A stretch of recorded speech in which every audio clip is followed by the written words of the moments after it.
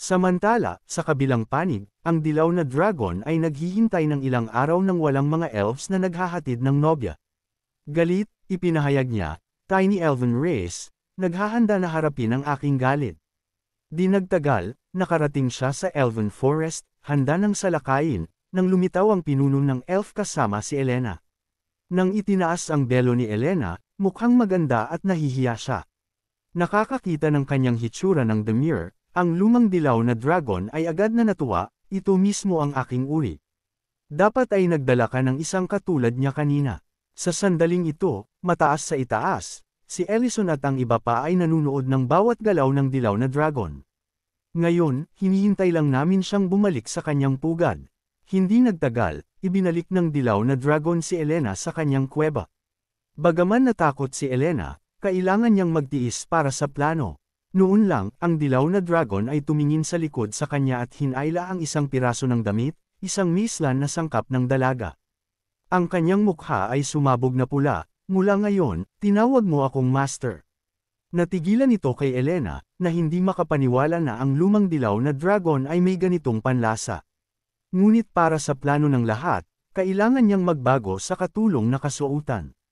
Habang papalapit siya sa lab ng dilaw na dragon, nag-aatubili siyang papasukin siya, iniisip na masyadong magulo. Napangiti si Elena, "Gusto ko lang tulungan kang malinis ng kaunti." Ipinadala nito ang karera ng dilaw na dragon, masyadong kinakabahan na magsalita. Nang makita ito, naisip ni Elena na galit siya at mabilis na humingi ng tawad. Ang dilaw na dragon ay nag-sign sa kanya na huwag mag-alala at walang kabuluhan na sinabi, "Dapat kang mapuspos ng aking karisma. Kahit na malamig ka sa akin sa una, magpainit ka sa aking kabaitan sa oras."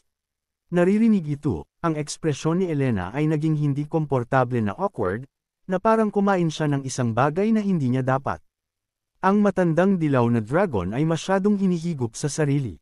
Samantala, ang trio spying mula sa itaas ay nagulat din, hindi makapaniwala kung gaano siya makapal na balat. Galit na galit si Elena, at malapit nang sumabog na nakikita ang tatlo pa. Nang biglang napansin ng matandang dilaw na dragon si Ellison at iba pa, nagpanik dahil naramdaman niya ang kanilang malakas na auras, "Hindi ka mga tao." Pagkatapos, lumingon siya upang tumakas sa yungib ngunit natagpuan ang kanyang hanay ng teleportation ay nawasak. Habang sinubukan niyang makatakas sa pagpasok ng yungib, ang mga spelling ni Rurin at Serena malayo ngayon.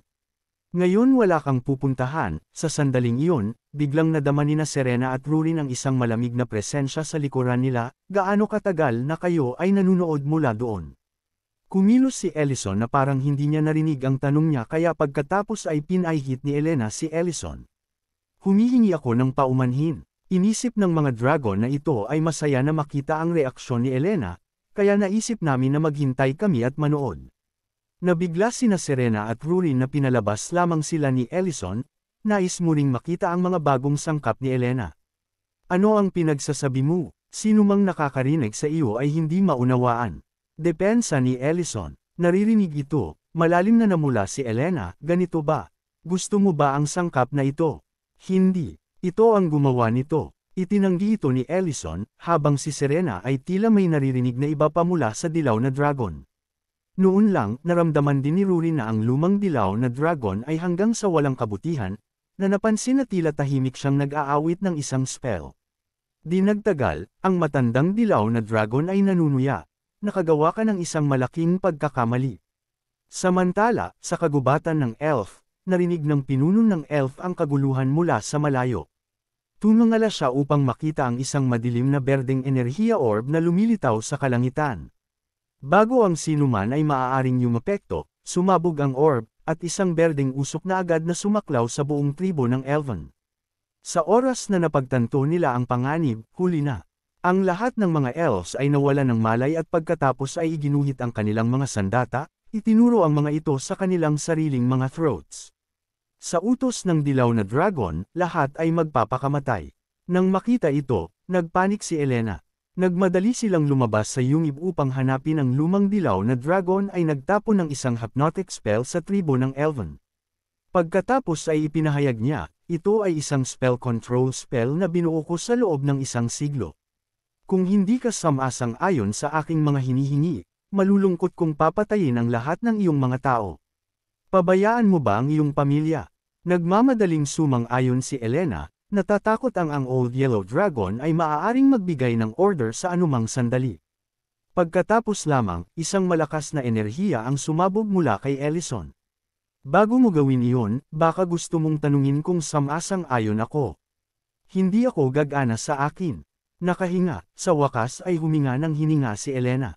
Sa kanyang pag-uumpisa, ang lumang dilaw na dragon ay nagsimulang magpanikang, mga kababaihan, pag-usapan natin ito. Tumingin si Rurin at Serena na may kabaitan, handa siyang makaranas ng ilang spankang. Ipinahayag din ni Elena ang kanyang galit, ikaw ang pinakamasamang dragon na nakilala ko. Gayunpaman, nag-flush na may kasiyahan, ang lumang dilaw na dragon ay hindi inaasahan na maging isang masakas dragon, na lumalaki kahit na fonder ni Elena habang siya ay pinaglaruan siya. Gamit ito, tumatanggap siya ng matinding pagbugbog mula kay Serena at Rurin. Dumating ang gabi kasama ang isang apoy sa gitna ng kagubatan ng Elven, kung saan ipinagdiriwang ng lahat ang kanilang kalayaan. Ang ilan ay naglalaro ng mga instrumento, habang ang iba ay sumasayaw. Masayang tumalon si Elena sa mga braso ni Neria. Ang Irementium ay binugbog sa isang dragon na may ulo ng baboy. Walang magawa bago ang isang mesa ng masiglang mga pagkaing vegetarian. Hindi sigurado si Serena kung paano magsisimulang kumain, habang si Rurin ay kumuha ng isang bote ng sarsa at nasisiyahan ang kanyang pagkain ng masigasig, ito ay isang sarsa na ibinigay sa akin ni Ellison. Ginagawa nitong masarap ang lasa ng damo. Nakita ni Neria sina Serena at Rurin at ipinahayag ang kanyang pasasalamat sa kanilang tulong. Nagkakamali ka. Tinalo lang namin ang tae sa labas ng meatball na iyon. Si Ellison ang nagligtas sa iyo. Ang pakikinig sa Neria na ito ay natigilan. Itinuro ni Serena kay Ellison, akala ko alam mo na siya. Wala kaming kapangyarihan upang palayasin ang isang malakas na spell, siya lang ang gumagawa.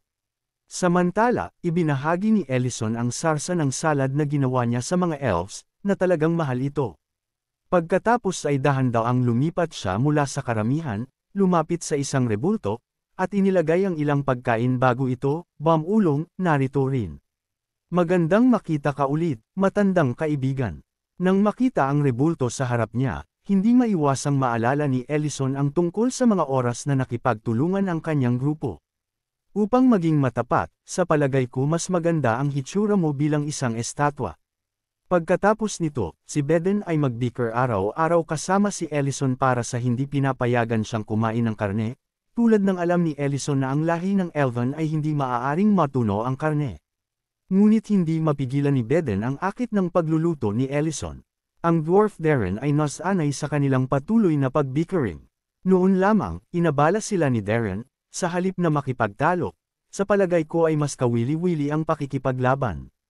Tinuro niya ang gilid kung saan ang isang pangkat ng mga goblins ay hinahabol ang ilang mga mangangalakal.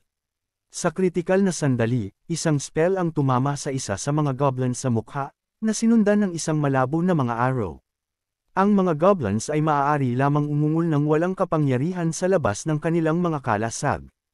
Nakakakita ng trio, ang mga mangangalakal ay nakaramdam ng isang glimmer ng pag-asa, dahil sila ang kilalang mga bayani ng imperyo.